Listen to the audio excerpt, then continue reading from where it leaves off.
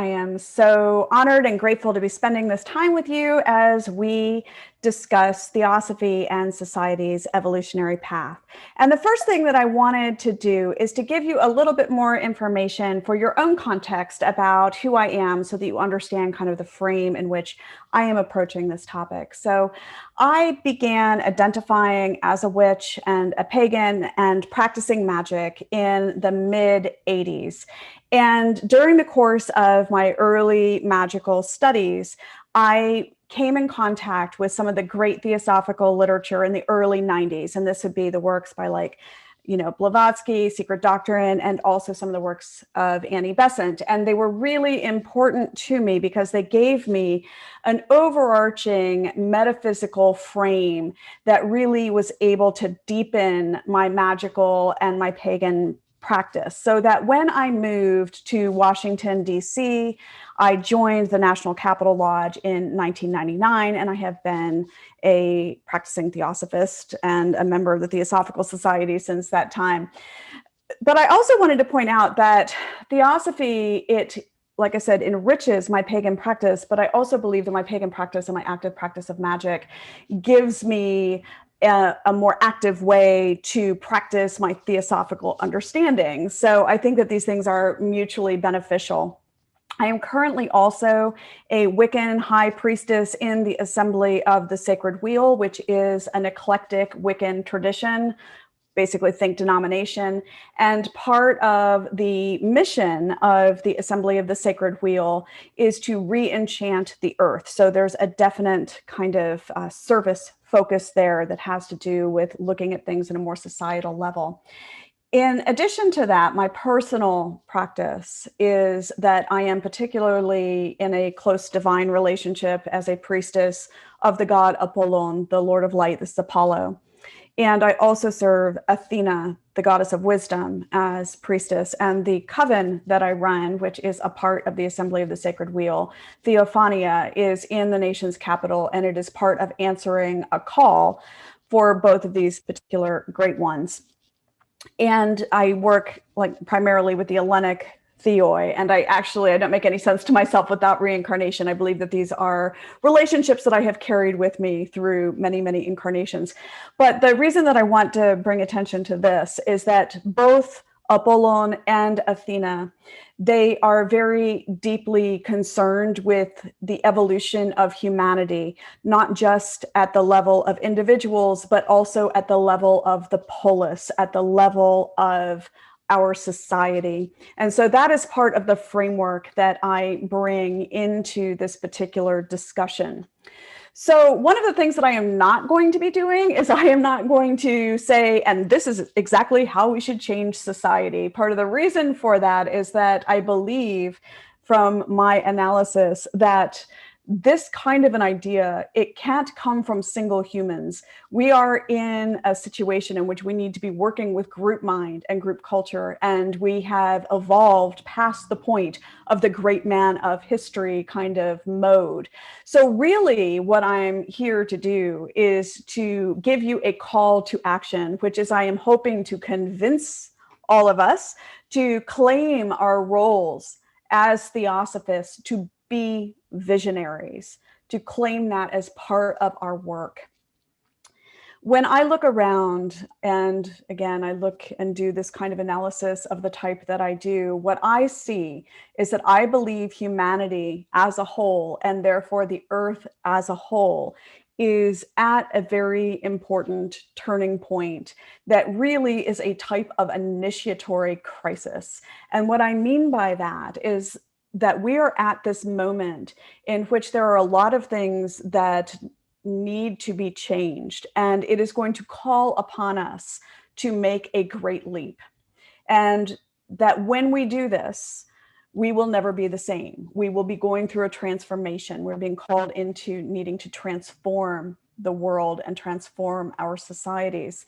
And of course, there is no such thing as a great leap without the danger of a great fall. But at the same time, I believe that it is important that we move forward, and especially those of us who understand initiatory paths and traditions. And so one of the most obvious places for this is the climate crisis. I really think that this is an area that we are going to have to radically remake ourselves in order to accomplish what needs to be accomplished for this kind of transformation. And what I see is that our world is suffering from a crisis of imagination. Now, our contemporary dominant society, they have kind of a dismissive attitude sometimes towards imagination of like, oh, that's just imaginary. But those of us who are in this kind of occult path, what we know is that the ability to imagine, to bring forth something novel at the level of thought is in fact our most godly power. And so what I see here is that we're going to need to go far beyond just tweaking our existing systems. We need to imagine a new reality and to rebuild on a different pattern. And so I believe that occultists, those of us who work with the hidden nature of reality, that we are part of the avant-garde. We're not the only part. There's also, artists and so forth, but our job is to be out there kind of pushing the edges of the envelope and pushing those frontiers of where human growth is. So my call again is that I'm hoping by the end of this to convince us all that we should take up the role of visionaries. And I want to quickly go through some of the kind of metaphysical underpinning of why I think this is important and how it works. Now, I know many of you watching this, you are going to be very familiar with all of the theosophical metaphysics, but I just want to make sure that we're kind of on the same page.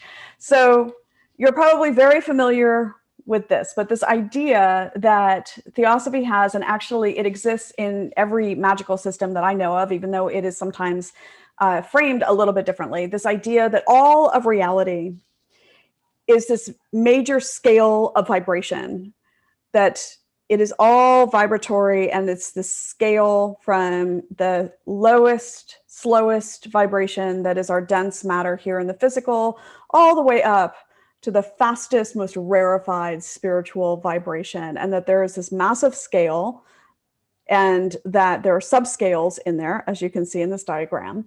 There's a lot that could be said about this diagram, but for the moment, let's focus on this.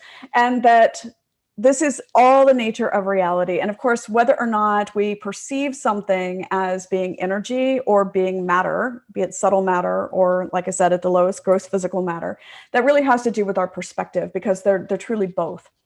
And so it is not only that all of reality exists on all of this different scale of vibration, but a human being, each one of us, also exists at all of these different levels of vibratory reality. And my favorite definition of a human being comes from my late beloved Theosophical elder, Julia Rogers of the National Capital Lodge. And she says, a human being is any being at any time, in any place, wearing any body, in which highest spirit and lowest matter are joined at the plane of mind. And in this diagram, using the theosophical language, the plane of mind is that blue, the manas. And manas is particularly important. That's both where our action is as a human being, but also if you look over in the subscales, manas is particularly important because the blue little streak there that represents the manas, that part, everything above it in those vibratory realms, all of that is immortal. And everything from the green all the way down, these are the things that are transitory, that dissipate over time. So we are being called to be active in and to wake up and get consciously alert, active, and able to move at will in these higher types of vibratory ranges that make up our individuality, that make up our spiritual nature. So this is, everything exists in these realms of vibration. Now, what happens when we have a thought? Because this has to do with thought forms. When we're talking about imagining, a visionary activity of imagining new thought, what we're really talking about in no small measure is creation of thought forms. So if you are active at that higher level, then you're able to open up these kinds of, I'm going to call them like pathways. We're really talking about like mediating different pathways to allow intuition, spiritual intuition, to come down through buddhi into that aspect of mind where we can give it form through thought.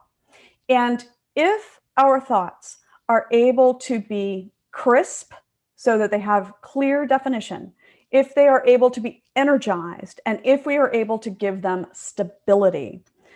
So those three things, they need to be crisp and clear, they need to be energized, and they need to have stability. Then they attract to themselves the elementals of that area, and they are given a little bit more kind of form. And if they are sufficiently crisp, energized, and have enough stability, they gradually accumulate to themselves some of the elementals from some of those lower areas of vibration. And that is how they move down closer and closer into manifestation. So not all forms by any stretch of the imagination make it all the way into manifestation down in the lower levels, but nothing makes it into the lower levels unless it begins at these higher levels. And so part of the point of this is that when we are having these various thoughts, when we're trying to have novel thoughts and allow the Buddhic intuition to inform and come into thought, that we are then energizing, giving stability, and that can be through repetition, it can be through sharing it with groups, and if you're powerful enough, you can do it yourself. But when we are doing this, we are mediating some of those threads into the mental sphere. And from there, once we can get them in, and if they are sufficiently crisp, energized, and stable, they become accessible to more than just the individual. They, in fact, become mediated into the possibility of that collective unconscious where they can be accessed by more people, and they can begin to shape some of our group consciousness, group mind, group soul. And the reason for that is that ultimately we are cells in larger beings. So, for example, as a metaphor here, if I were to take a cell out of my body and I were to put it in a petri dish, it does in fact have its own kind of independent reality. It can continue to exist outside of my body. It does have its own independent reality of a sort. At the same time, my body is made up of all of these different cells. And if you took all the cells away, then there is no body. And while it has its own coherence, it can lose cells and not lose itself. My body also, all of its experiences are mediated through the experiences of these cells. So, like that, I as an individual, you as an individual, we are all part of the larger group being that is humanity itself. We do have group mind and group soul. And in fact, that being that is all of humanity collectively is a part of the greater being that is this planet. So again, just to go back here, just like any being, a planet, when we look out and we see the beautiful earth, which here is now entering spring, that is its physical form. It also has astral, it has a mental body, it has spirit. And this great being that is our planet is a part of an even larger being that is the solar logos. So when we are mediating in some of these different thoughts as individuals, when we are pulling this through and we are able to create them in ways that are crisp, energized, and stable, they then can have a dramatic effect ultimately on the larger group mind and group soul of humanity in terms of our evolution. So that's just some metaphysical background about why this works. And as I said, I believe that it is actually that group being of humanity that is in the midst of an initiatory crisis. And as part of, not all of, but part of the mind of the planet, that means that our planet is also going through an initiatory moment. So from my understanding, the work of an occultist is threefold. The first is that we have to work on our personal development. And the personal development, again, going back to this little chart here, is asking us to become more and more awake and active on the higher levels into those areas that are our immortal aspects. So again, from that blue line over in the major blue up.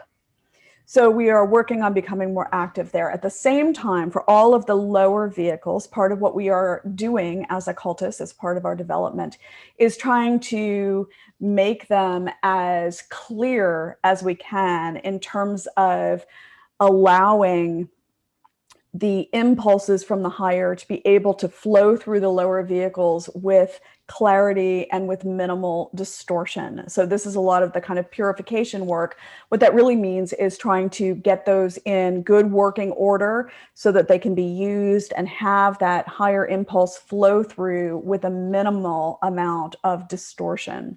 So that is the first part of the work of an occultist. The second is our study of the wisdom with which we are entrusted. For Theosophists, we have this wonderful wealth of theosophical teachings in a lot of the lodges. This is what we spend our time doing. And there's good reason for that, because when we are studying the wisdom with which we are entrusted, not only does it require us to be more active on those higher levels of reality, it is also, those are also thought forms. So there's the text, but there's the thought forms behind it. And when we are considering them and we are operating at that level, we are building its energy and we are producing more stability. And that, to use an analogy, makes those grand thought forms more bioavailable to the group mind and the group soul of humanity. So what we are doing when we are doing these studies of the wisdom with which we are entrusted is very important. It keeps it available to the group mind. But at the same time, we also have work of the creation of new thought forms that encourage the evolution of the whole, in this case, the whole of humanity. And again, that is kind of my call, is for us to, obviously, we have to keep with our personal development and studying the wisdom with which we are entrusted, but to add this more intentionally as part of our work.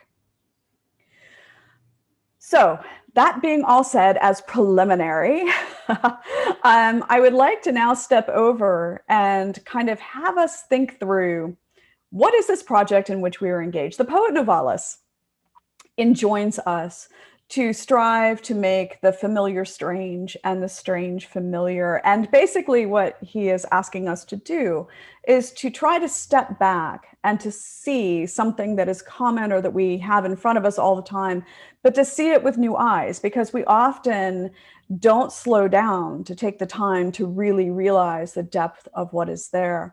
So I would like us to spend a bit of time together really revisiting the aims of modern theosophy and trying to slow down and do this with kind of new eyes. Because one of the things that I am struck by is that the call that we have been given as Theosophists is awesome. And I mean that in every meaning of the word awesome. It is awe-inspiring. It is huge.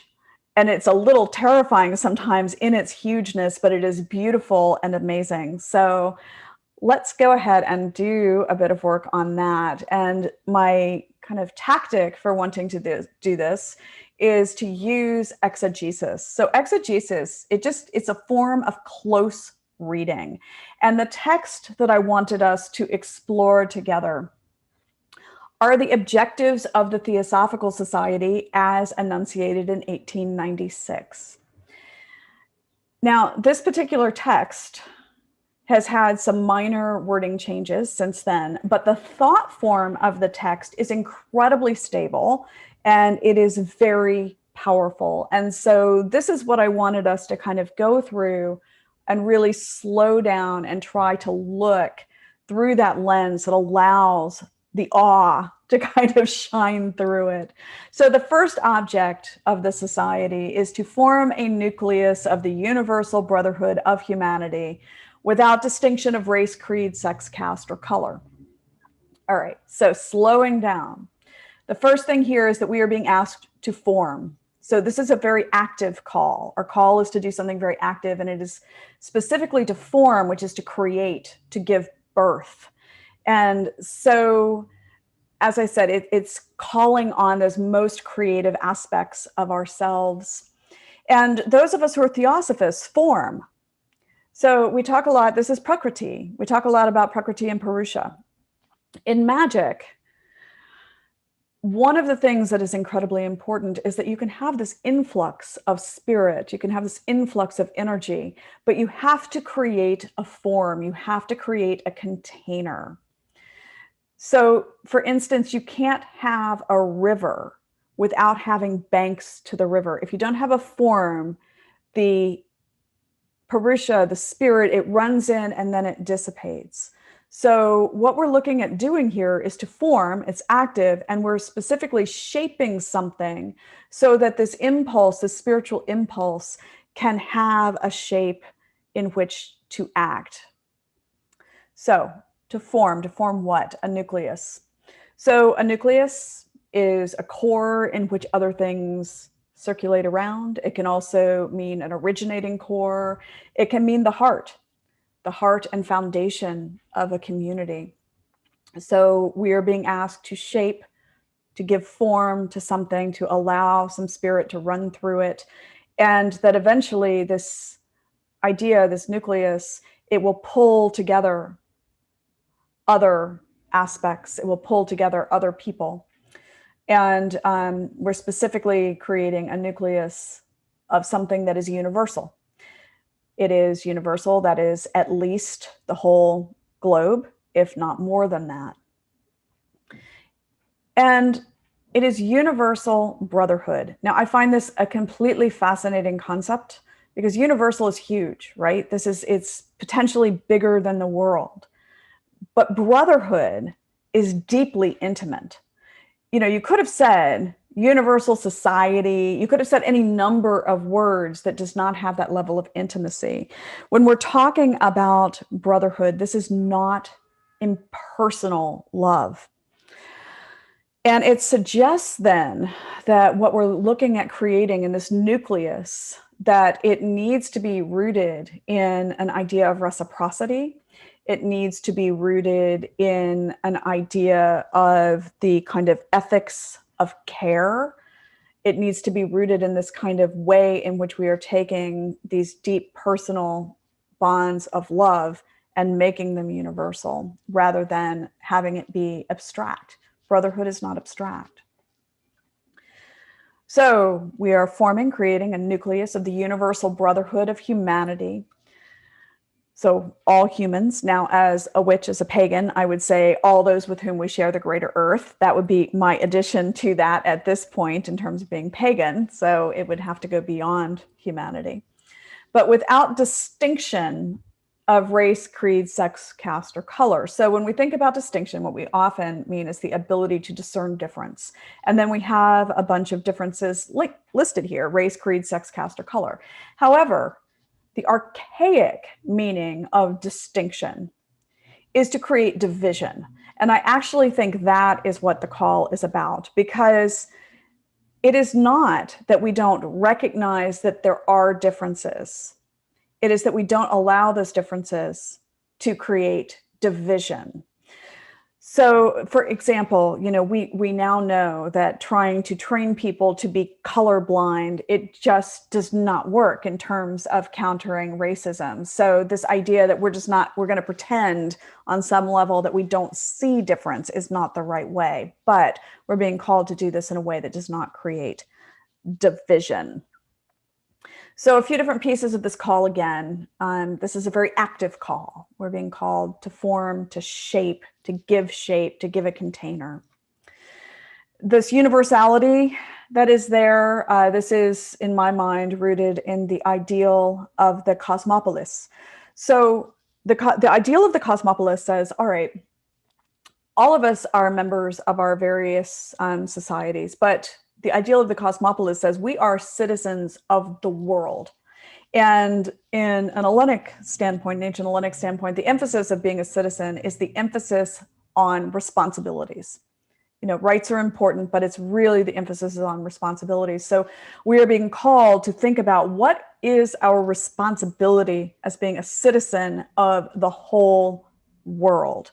What do we owe as citizens? Also, the universal brotherhood. Okay, so I believe it was Annie Besant who said, you know, universal brotherhood is not just an ideal, it is a fact in nature. And this calls back to the first fundamental proposition in the secret doctrine of the ultimate unity that lies behind all reality.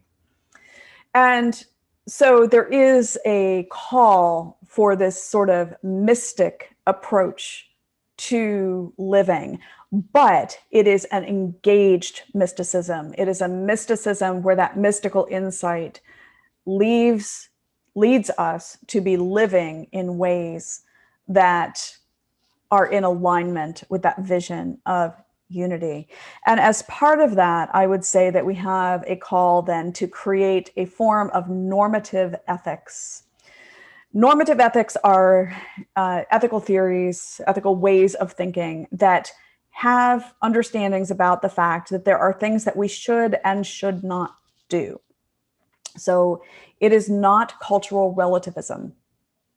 So cultural relativism can go into descriptive ethics, that this is the way this culture does this is the way this religion does this. There is, if we have this idea of universal brotherhood and that we accept that as reality, then there are things and ways of thinking that will help us make determinations about what we should and should not do. And I'll speak a bit more about that in a bit.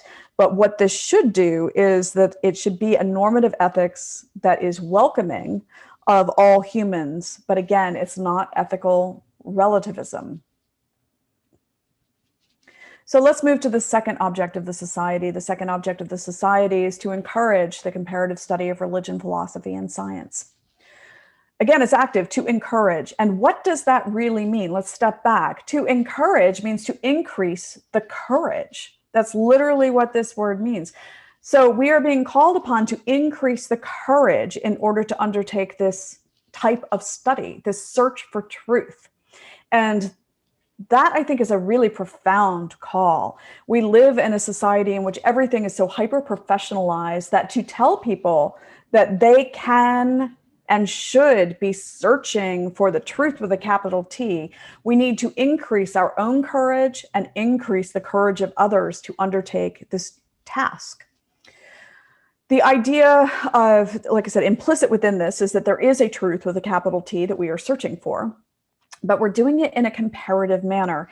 And so what we're saying is that we think that our best mode of approach is to look at this situation from numerous different angles. And there are three modes that are talked about here: religion, philosophy, and science.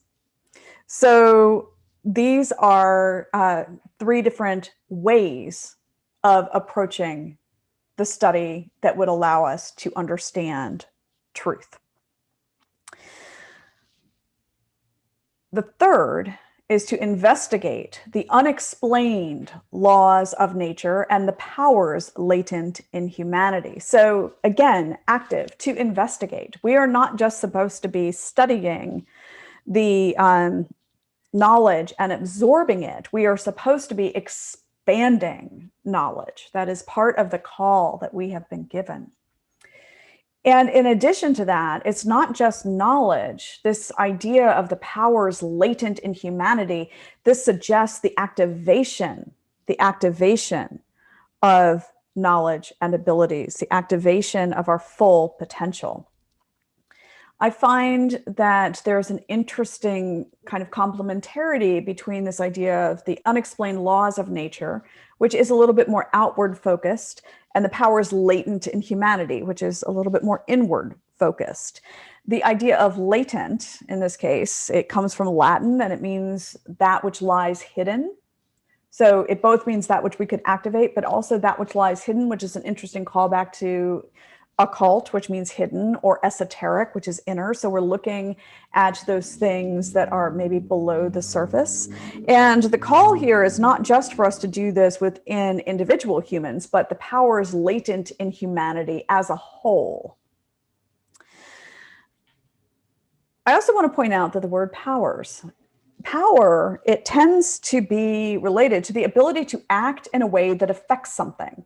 So again, we're kind of activating our potential in a way that we can have the ability to affect reality at a greater level.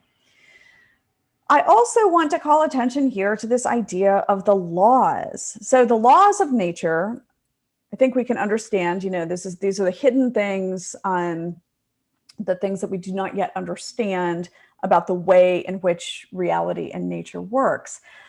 But I'm interested in the word laws. So law, this comes out of, again, a Latin word, lex, but at the same time, I want to call attention to the Greek equivalent, which is themis.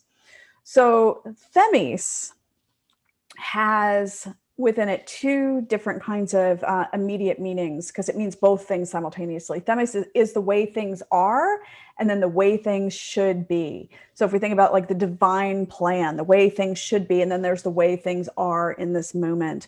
And one of the words for oracular utterances, such as Apollon at Delphi, is themistis, because the point of an oracular utterance is to give counsel so that those things that are, how things should be, and the counsel is meant to help us bridge and close that gap, to realign. And that's what healing is, on an individual level or on a societal level.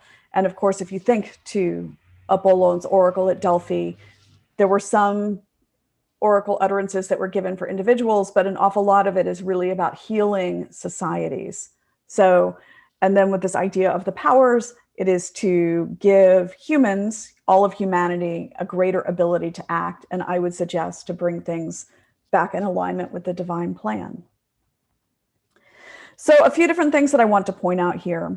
And we are in a very interesting and sometimes challenging cultural moment in the fact that I have to tell people, including some of my students, reality exists. There is such a thing as truth, and we need to be searching for truth. So this is an assumption that is embedded within the objects of the society. And I'm going to call back to something that was held up, as a truism in Socratic and Platonic discourse, which is that no one is entitled to their opinions.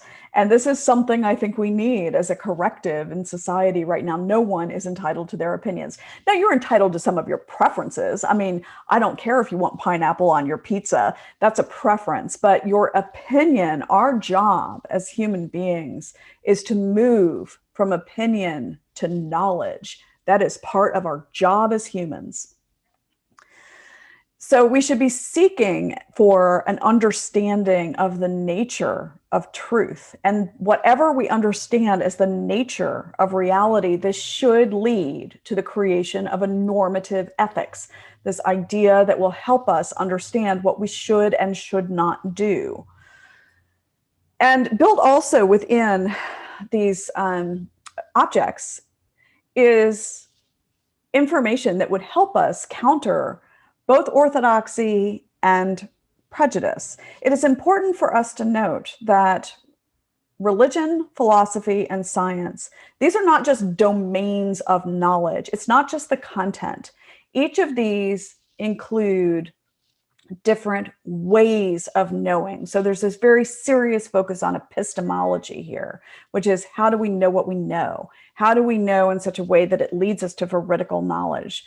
So all of these three, we're saying that these are equally valuable and that you need all three. But it's, like I said, it's not just what do scientists say, it's how do they approach the pursuit of knowledge? How does someone who is religious approach the pursuit of knowledge? And I think it's important for us also to recognize that between the religious ways of knowing, and then when we begin looking into some of the unexplained laws of nature and powers latent in humanity, part of what this is doing is also revalorizing, if you will, the non-rational ways of knowing.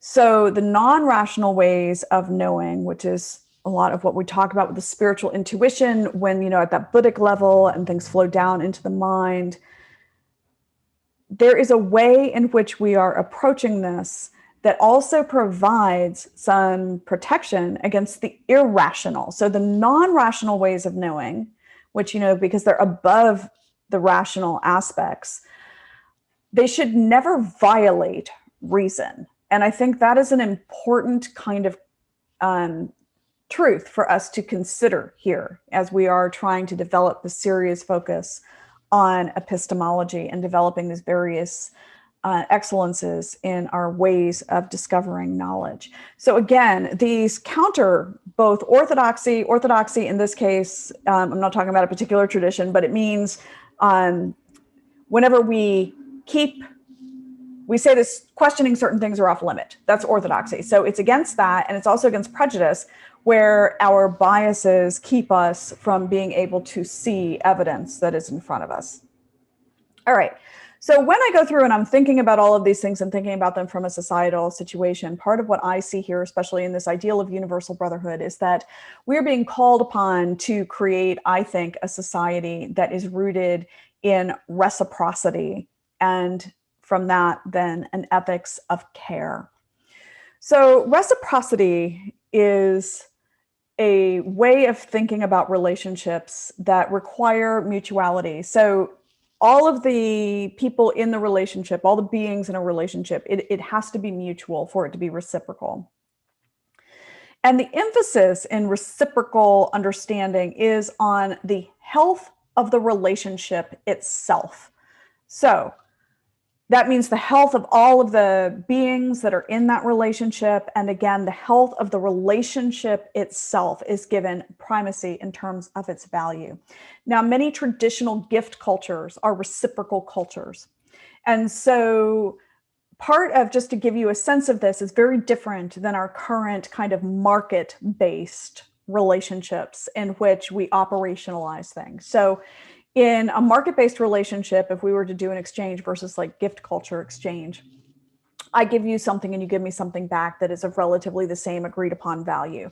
Reciprocal relationships, it's not like that at all. Reciprocal relationships, the gifts that we give to each other are things that strengthen each other and strengthen the relationship. So as an example, just to make this a little bit more clear, I have one of my brothers who I love very dearly, and we have quite a number of interests in common. He is on disability, so he's got very limited means. So when he gives me a gift of some new comic book that he's discovered that he knows I'm going to love, because we share a love of graphic novels, that is the same, because it's an expression of his care for me, as me giving him something that is, from a market-based perspective, worth more. Because in a reciprocal relationship, those two things are equal. They're equal.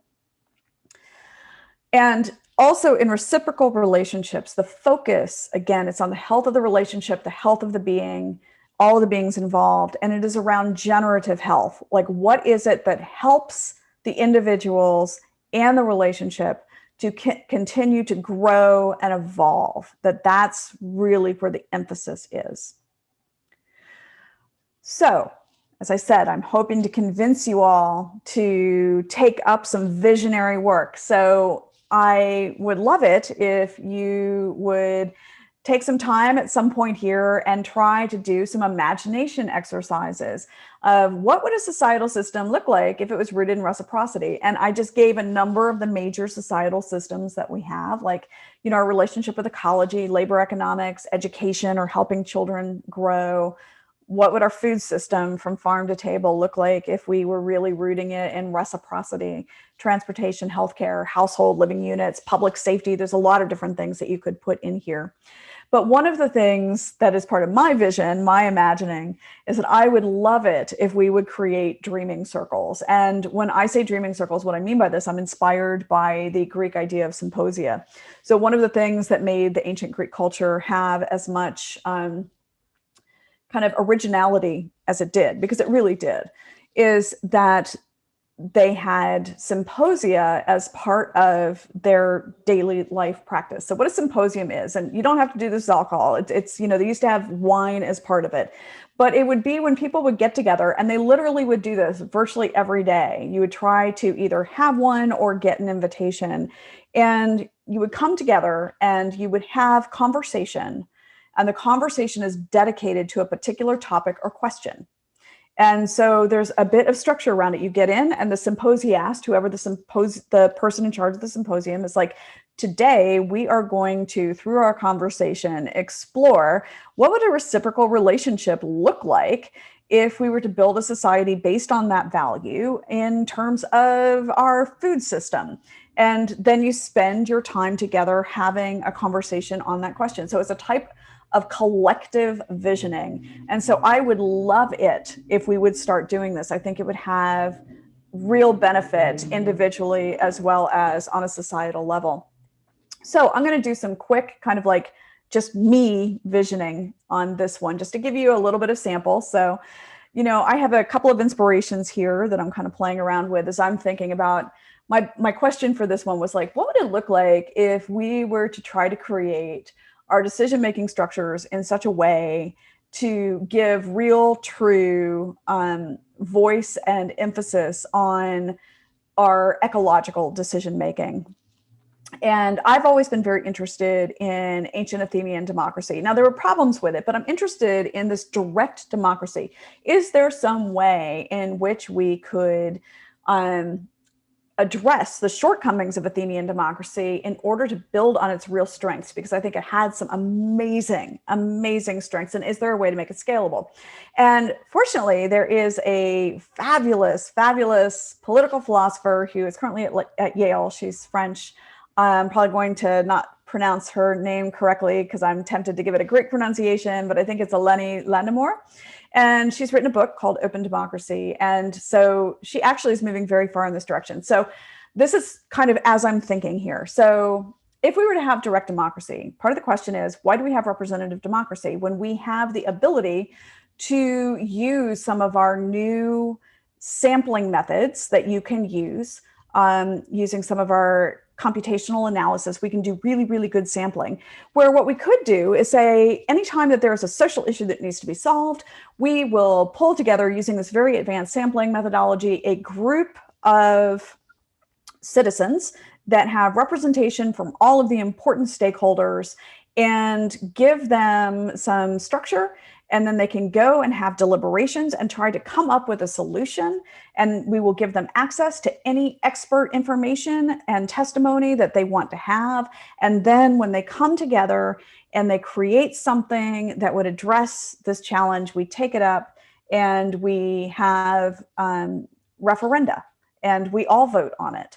And then because of the way in which the sampling methodology works, everyone will have an assumption that they're going to be called up, on a semi-regular basis. And so we kind of rotate through the population, but there is always good representation from all of the different stakeholders, all of the different groups based on, our sampling.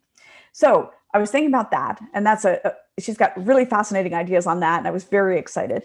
And then I was thinking, well, I wonder if what we could do in order to also include the importance of ecological thinking in this is to go in and think about the ancient Greek idea of proxenia, which also is there in ancient Athens. And the idea of proxenia is that anytime, like if I was an Athenian citizen, I might have one of these special offices in which I would be the host for delegations from one of the other city-states, like maybe Miletus or somebody, so that they would come and they would stay with me as their host. And then we would have this host-guest relationship so that anytime anyone is coming, they can stay with me. And I learn very deeply about them, and I care because I'm now the friend of Miletus. So what that means is that when I am in, one of the delegations in this democracy, this direct democracy, and something's happening, and I am listening as an Athenian, but I'm also listening as the friend of Miletus.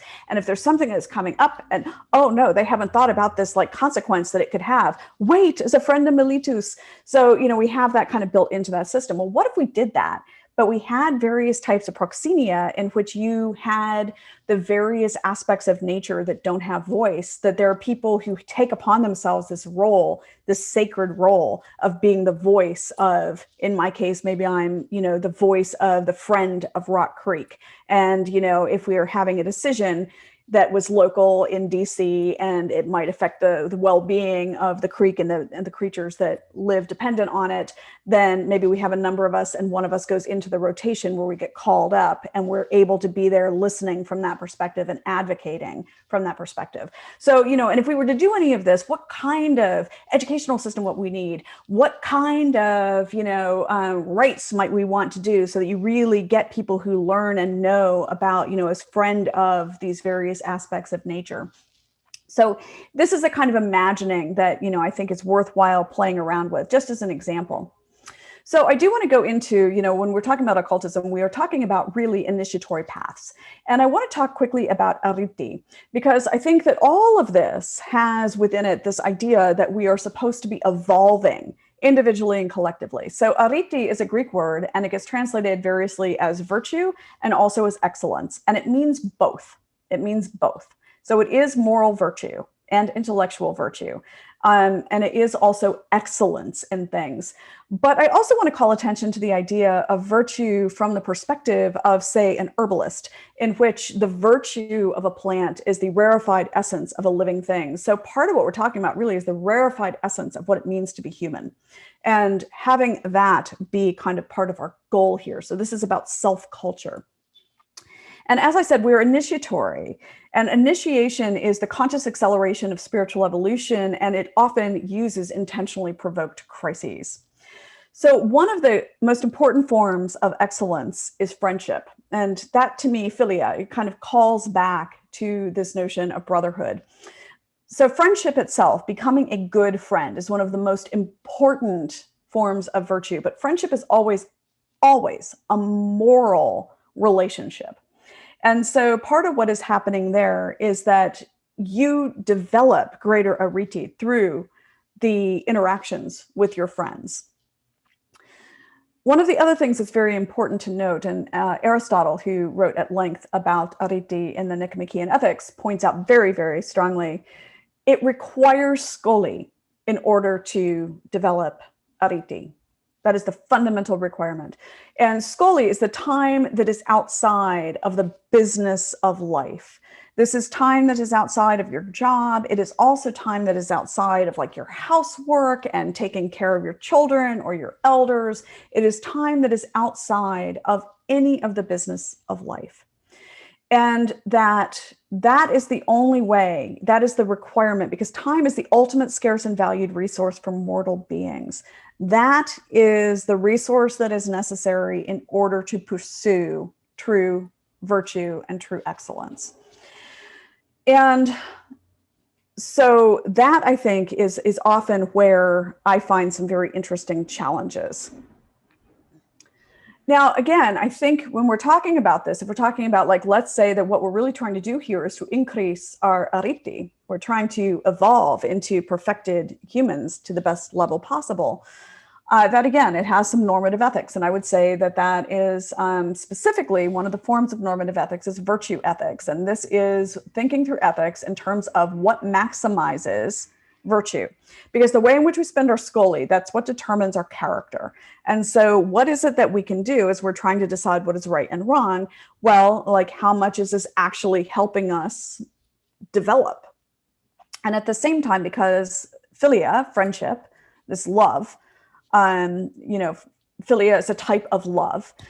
And that means that we should put this emphasis also on the ethics of care. So philia is one of the great virtues. So the ethics of care is, again, that's emphasizing the caring for each other, that reciprocal understanding. Now, there are certain philosophers that would say, well, an ethics of care is a form of virtue ethics. And I actually am tending to agree with that.